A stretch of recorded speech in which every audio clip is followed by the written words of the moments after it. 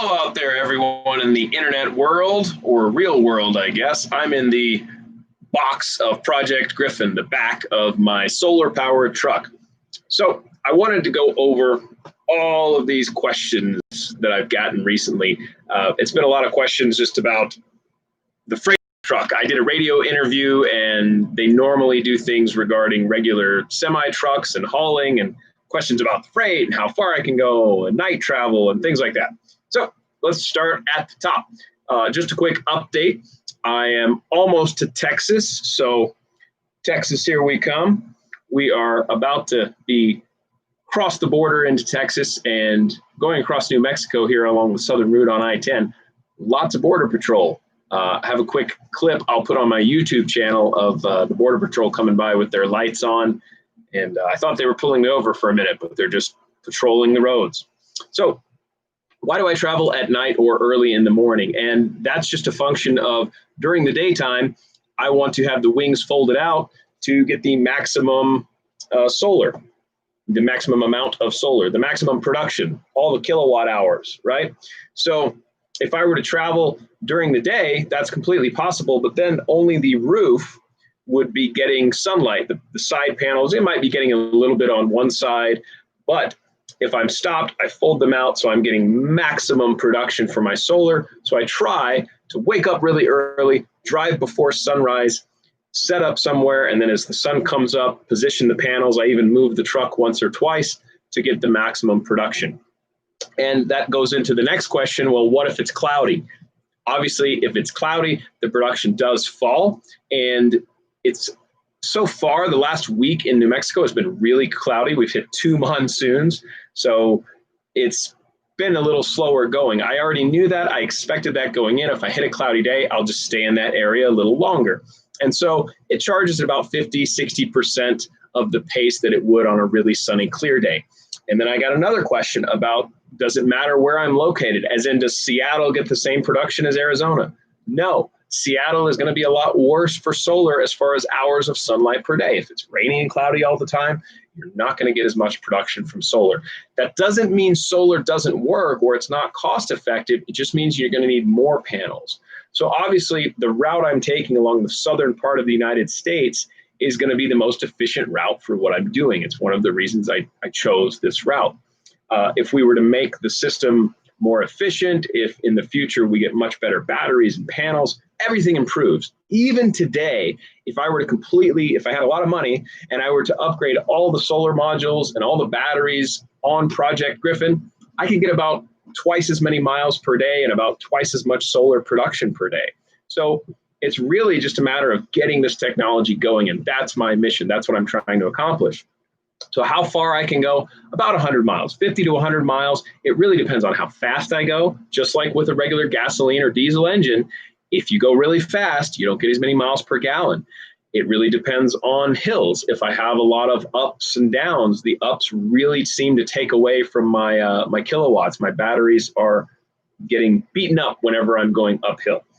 And those are the two main factors to whether I get 50 or 60 or 80 or 100 miles per day. And again, this isn't about trying to go really far in one day. For me, it's about trying to get somewhere on only solar power. And I had a question, can I still plug into the grid? Yes, I have not. I've, since the West Coast, not touched the grid. In fact, a lot of the places I stopped don't even have electric vehicle charging stations. There haven't been charging stations anywhere near me for a big part of this journey. So I try to take a picture everywhere I stop, showing exactly where I am, and the truck is just plugged into itself. In fact, right now I'm sitting, Ludwig, my trusty co-pilot, Captain Ludwig, my dog, is right behind me, just kind of sleeping, and I'm plugged in charging right now because it is currently 12:30 p.m. 12:30 p.m. I've switched time zones a couple times already.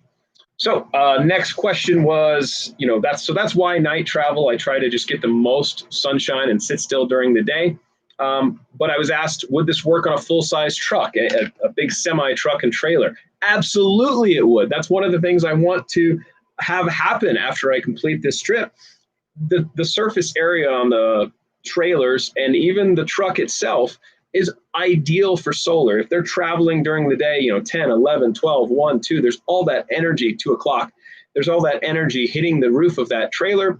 And if they had a small battery pack or even a big battery pack or some kind of electric, storage system, they could be storing that power for use at night. A lot of those trucks have a lot of batteries already, lead acid batteries. So even if they just had a tiny solar panel, 1 or 2 panels on the roof of their sleeper on the truck, it could be keeping those batteries topped off. Could it power a full-size rig? Absolutely. And I don't see this technology for a while, for at least a few years, doing what I'm doing, but it could facilitate travel. In other words, if 10 or 20% of the miles that a normal truck drives today comes from electricity from the rooftop, from solar, that's a huge win. I mean, that's a 10% reduction in fuel costs. So can it work? Absolutely. Battery weight. The batteries, the pods, they're 40 kilowatt hours each. I have 4, and they weigh about 1,500 pounds each. So I am carrying around 6,000 pounds worth of batteries, but I'm not carrying a big diesel engine. So I need to look up how much a diesel engine weighs, and you just kind of throw that out of the equation and you put the batteries in the equation. So again, kind of like a hybrid, I see the technology of having a diesel engine and some batteries, a small weight amount that wouldn't affect, the cargo capacity of the truck very much. And again, if you were to integrate the solar on the trailer roof, you would take some of that steel that you had before and metal, and the solar panels would replace it. So you could keep the weight the same as the trailer, actually, if you had solar modules on there. Cost compared to diesel trucks, no idea. Right now, the cost of this truck to make it happen, it wasn't as much as some people think. I don't want to go into the whole budget, but I put a lot of my own money, or all of my own money to make this happen. And I hope to make some of that back as a business to help people go solar. So if you want to go solar, talk to me, hit up the website, awakensolar.com. But the cost of building a truck like this compared to a diesel truck, again, as the technology improves, it's going to be comparable. I think in the next 5 to 10 years, we will have electric vehicles and electric electric trucks that can replace a diesel engine for less money. Today, it's definitely not less money, because there's no factory. Tesla's been promising a semi or showing a semi and teasing us with that. It's coming, but Nissan and all these new companies, Nikola, Rivian, Workhorse, there's 20 other ones that are working on electric trucks, and electric trucks that have the towing capacity of a semi we're not going to replace the semi anytime soon, the diesel engine. Let's just get that out of the way. I'm not insane. So we can facilitate the miles that a semi drives with electricity, with solar, because again, the roofs are there, the sunlight and the energy are hitting them. Instead of just hitting metal, it should be hitting solar and silica and being turned into energy that truck can use. I have a lot of ideas for ways to use that power. It doesn't even have to be used in the truck. But I erased part of my questions here. I had written down this one. It says torque, and that's supposed to say torque. The torque versus diesel of my truck, not even close. I don't even compare to the torque and the power of a diesel. I've seen that when I go uphill. Again, it really pulls from the batteries, and the motor is kind of undersized. I weigh, this is another question I've gotten, I weigh about 7 to 8 tons. With all the batteries that I have, this truck was overbuilt, very solid, and the batteries are very heavy. And that's one of the reasons going uphill takes a lot of power. But the torque of electric motors is going to be better than diesel engines in the future. So again, you see that now. If anyone's ever ridden in a Model 3 or a Model X or a Model S Tesla, or even the Roadster before that, they're sporty. And when you push the accelerator, the torque slams you back more than most vehicles, more than most gas vehicles, even kind of race car vehicles. So the torque that electricity has as a potential, the potential torque is going to be greater than a diesel engine, especially in something this size. But it's going to come down to balancing that weight, efficiency, and cost.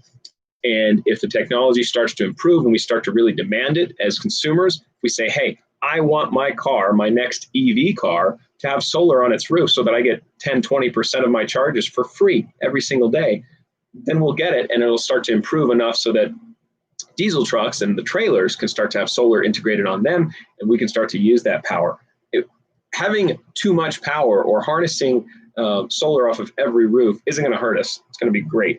So those are all the questions. Those are all the answers I have. Look forward to making it to Texas, eating some amazing barbecue, and just hanging out with some more people. If you're along I-10, the interstate, somewhere along the way, hit me up. Go to awakensolar.com. It's easy to find me. Just find me on social media at awakensolar on Instagram, and we'll be putting out some better and more YouTube videos soon. I promise. I'm working on one right now. I just wanted to do this live video to do the Q&A. And if you have any other questions or want to just cheer me on or even donate, it's paypal.me/projectgriff.